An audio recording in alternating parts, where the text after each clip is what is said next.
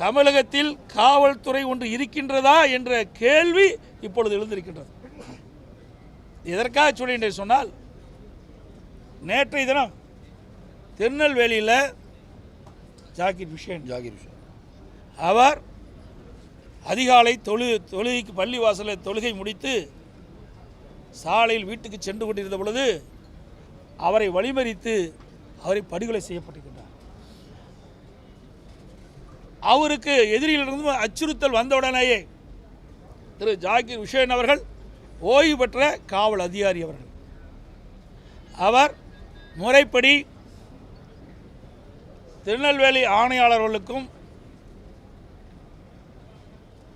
உதவி ஆணையாளர்களுக்கும் காவல்துறை ஆய்வாளர்களுக்கும் தனக்கு இன்னென்ன நபர்களால் அச்சுறுத்தல் ஏற்படுகின்றது, எனக்கு உயிருக்கு ஆபத்து ஏற்படுகின்றது, ஆக இவர்களெல்லாம் விசாரித்து உரிய நடவடிக்கை எடுத்து என் உயிருக்கு பாதுகாப்பு வழங்க வேண்டும் என்று புகார் மனு கொடுத்திருக்கிறார். ஆனால் சட்டத்தை காக்கக்கூடிய காவல்துறை அவரை அழைத்து கட்ட பஞ்சாயத்து செய்து கொண்டிருக்கிறது. எவ்வளவு பெரிய வேதனை என்பதை எண்ணி பாருங்கள்.